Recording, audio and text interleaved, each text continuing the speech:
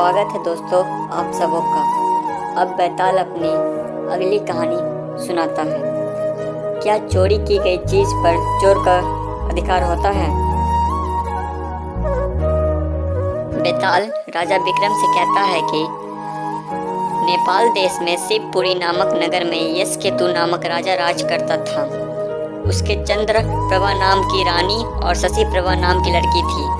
जब राजकुमारी बड़ी हुई तो एक दिन वसंत उत्सव देखने बाग में गई। वहाँ एक ब्राह्मण का लड़का आया हुआ था। दोनों ने एक दूसरे को देखा और प्रेम करने लगे। इसी बीच एक पागल हाथी वहाँ दौड़ता हुआ आया। ब्राह्मण का लड़का राजकुमारी को उठाकर दूर ले गया और हाथी से बचा लिया। शशि प्रभा महल में चली गई पर ब्राह्मण के लड़के के लिए व्याकुल रहने लगी। उधर ब्राह्मण के लड़के की भी बहुत बुरी दशा थी।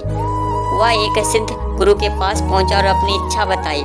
उसने एक योग गुटिका अपने मुंह में रखकर ब्राह्मण का रूप बना लिया और एक गुटिका ब्राह्मण के लड़के के मुंह में रखकर उसे सुंदर लड़की बना दिया। राजा के पास जाकर कहा, मेरा एक ही बेटा है, उसके लिए मैं इस लड़की को लाया था, पर लड़का न जाने कहाँ चला गया। आप इसे यहाँ रख ले, मैं लड़के को ढूंढने जाता हूँ, मिल जाने पर इसे ले जाऊंगा। सिद्ध गुरु चला गया और लड़की के भेष में ब्राह्मण का लड़का राजकुमार के पास रहने लगा।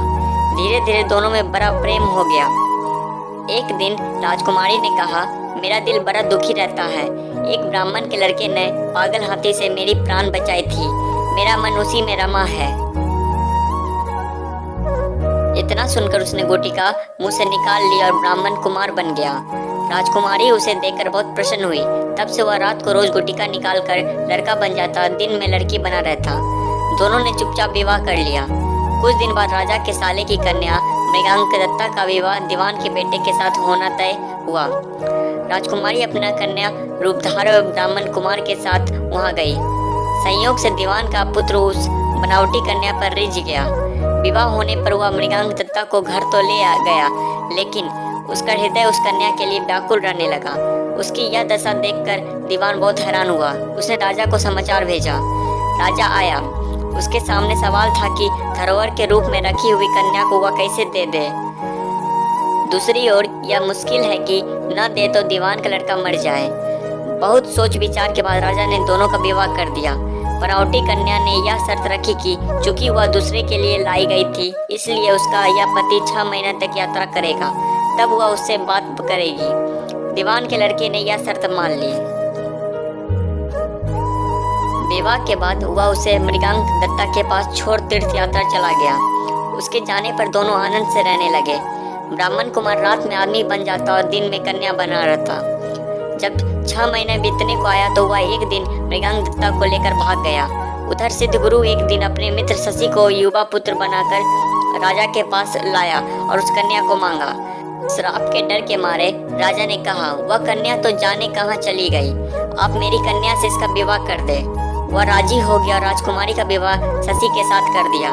घर आने पर ब्राह्मण कुमार ने कहा, यह राजकुमारी मेरी स्त्री है, मैं इससे गंधर्व वृत्ति से विवाह किया हूँ। शशि ने कहा, यह मेरी स्त्री है क्योंकि मैंने सबके सामने विधि पूर्वक ब्याह किया हूँ। इतना सुनाकर बैताल ने पूछा, शशि दोनों में से किसकी पत्नी है? राजा ने कहा, मेरी राय में वह शशि की पत्नी है, क्योंकि राजा ने सबके सामने विधि पूर्वक विवाह किया था। ब्राह्मण कुमार ने तो चोरी से ब्याह किया था। चोरी की चीज पर चोर का अधिकार नहीं होता। इतना सुनना था कि बैताल गायब हो गया और राजा को जाकर फिर से उसे लाना पड़ा। रास्ते में बैताल ने फिर एक कहानी सुनानी शुरू की। अब आगे की कहानी अगले पार्ट में। जाते जाते वीडियो को लाइक करना और चैनल को सब्सक्राइब करना ना भूलें। धन्यवाद।